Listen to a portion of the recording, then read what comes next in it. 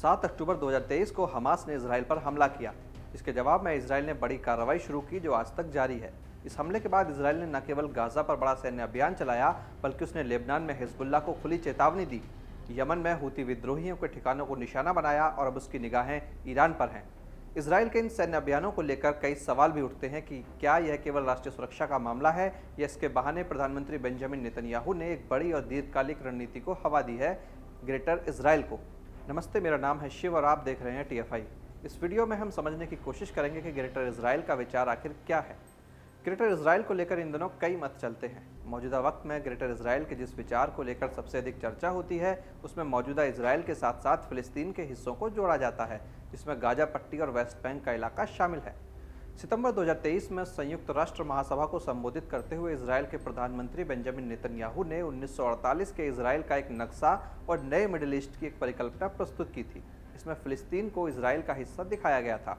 सितंबर 2024 में नेतन्याहू ने UN में फिर 2 नक्शे दिखाए। इनमें एक पर कुछ देशों को काले रंग से रंगकर उन पर श्राप लिखा था और कुछ को हरे रंग से रंगकर उन पर वरदान लिखा गया था। इसमें भी मौजूदा फिलिस्तीन के हिस्सों को इजराइल में दिखाया गया था। अब इतिहास में थोड़ा पीछे चलते हैं। वास्तव में ग्रेटर इजराइल को लेकर इजराइल की जो पुरानी अवधारणा है वो इससे कहीं बड़ी है। Middle east political and economic institute की वेबसाइट पर ग्रेटर इजराइल का एक नक्शा दिया गया है। इस नक्शे में ग्रेटर इजराइल में इजराइल के साथ साथ पूरा लेबनान, कुवैत और जॉर्डन शामिल हैं। साथ ही ग्रेटर इजराइल में मिस्र, सऊदी अरब, सीरिया, इराक और तुर्की के कुछ हिस्सों को भी शामिल किया गया है। सीमाओं के लिहाज से देखें तो ग्रेटर इजराइल की अवधारणा मिस्र की नील नदी से इराक की फरात नदी तक फैली हुई है। फिलिस्तीन मुक्ति संगठन के प्रमुख यासिर अराफात ने सितंबर 1998 में प्लेबॉय मैगजीन को दिए एक इंटरव्यू में कहा था कि इजराइल के झंडे में 2 नीली पट्टियां 2 नदियों को दर्शाती हैं जो नील और फरात हैं। इस अवधारणा के पीछे का तर्क हजारों वर्ष पुराना है और इसकी जड़ें बाइबल के ओल्ड टेस्टामेंट तक जाती हैं।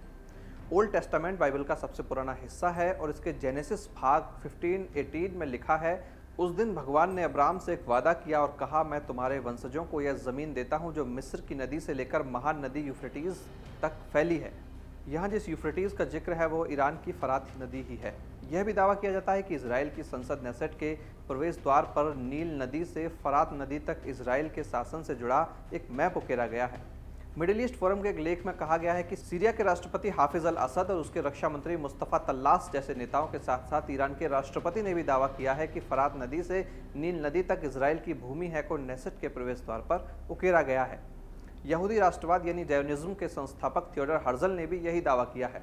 हर्जल के मुताबिक प्रॉमिस लैंड या ग्रेटर इजराइल के मानचित्र में मिस्र की नील नदी से लेकर इराक की फरात नदी तक का क्षेत्र शामिल किया गया है। पिछले दिनों इजराइल के सैनिकों के कंधे पर लगी बैज की कई तस्वीरें सामने आईं जिनमें इन 2 नदियों के बीच के इलाके को इजरायली नक्शे में दिखाया गया था।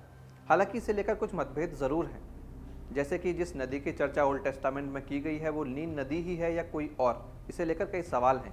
साथ ही इजरायली झंडे को लेकर भी कुछ लोग दावा करते हैं कि झंडे पर बनी 2 नीली धारियां असल में पारंपरिक यहूदी प्रार्थना सौल तालीत के डिज़ाइन पर आधारित हैं। लेकिन ग्रेटर इजराइल का बार बार जिक्र किए जाने से इस सोच को बल मिलता रहा है। पिछले दिनों भी बीती 6 जनवरी को इजराइल के एक्स हैंडल पर ग्रेटर इजराइल का एक नक्शा पोस्ट किया गया। हालांकि यह उस नक्शे से थोड़ा अलग है जिसकी हम अब तक बात कर रहे हैं, लेकिन इसमें भी फिलिस्तीन के साथ साथ सीरिया, लेबनान और जॉर्डन के हिस्सों को पुराने इजराइल का हिस्सा बताया गया, जिसे लेकर कई देशों ने इजराइल की आलोचना की थी। दशकों के ब्रिटिश शासन के बाद 1948 में इजराइल की स्थापना हुई और तभी से इजराइल ज़मीन को लेकर लगातार लड़ाई में उलझा है। अब दावा किया जाता है कि इजराइल अपने पड़ोस के देशों को इस वजह से भी न्यूक्लियर हथियार नहीं बनाने देना चाहता, क्योंकि अगर ऐसा हुआ तो उसके ग्रेटर इजराइल के प्लान को झटका लग सकता है। इजराइल ने ईरान पर हमलों की वजह न्यूक्लियर हथियारों को बताया है और इससे पहले भी वो सीरिया में हमले कर चुका है। तब इजराइल ने कहा था कि उसने संदिग्ध रासायनिक हथियार स्थलों और लंबी दूरी के रॉकेट स्थलों को निशाना बनाया है। इजराइल अपने पड़ोस में लगातार हमले करता है और उसका तर्क है कि वो उन समूहों को रोकना चाहता है जो उसके क्षेत्र पर कब्जा करना चाहते हैं। जियो स्टडीस्ट जाकिर हुसैन का कहना है कि इजराइल की एक स्पष्ट और निश्चित रणनीति है कि मिडिल ईस्ट में कोई भी देश वेपन्स ऑफ मास डिस्ट्रक्शन, खासकर परमाणु हथियार ना बना पाए। हुसैन ने TFI से बातचीत में इसे लेकर क्या कहा वो सुनिए। Israel has a very definite plan that no nation in the region should have weapon of mass destruction, including nuclear weapon. One by one, it has destroyed all the nations which tried to acquire nuclear capability, including starting with Egypt. It has killed its several nuclear scientists then it attacked Syria, then it attacked Saddam Hussein, who was trying to develop nuclear weapon. Syria was also trying to develop a nuclear weapon, and now comes here Iran, because Israel think if there is any powerful nation, it will not be able to expand and execute its Greater Israel program. Israel Greater program extend from Sinai up to Syria, so and some part of Saudi Arabia. It is taking the map which existed 2500 years ago. It is back here to take the land which was promised by God, which they left 2500 years ago and migrated to all over the world. Again they are back, and last nail in its plan is Iran. Israel लगातार अपनी सीमाओं के विस्तार की कोशिश में लगा है। ओबामा प्रशासन ने 2016 में यह मांग की थी कि इसराइल यहूदी बस्तियों के विस्तार पर रोक लगाए, लेकिन प्रधानमंत्री बेंजामिन नेतन्याहू ने इसे सिरे से खारिज कर दिया और नई बस्तियां बसाने का काम जारी रखा। मई 2025 में इसराइल के कब्जे वाले वेस्ट बैंक में 22 नई यहूदी बस्तियों को मंजूरी दी गई।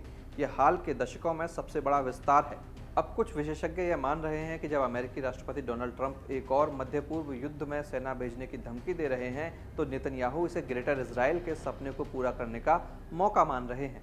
दशकों से ग्रेटर इजराइल की कल्पना मौजूद है और अब प्रधानमंत्री नेतन्याहू की सैन्य कार्रवाइयां और कूटनीतिक चालों को विश्लेषक इसी दिशा में उठे कदमों के रूप में देख रहे हैं।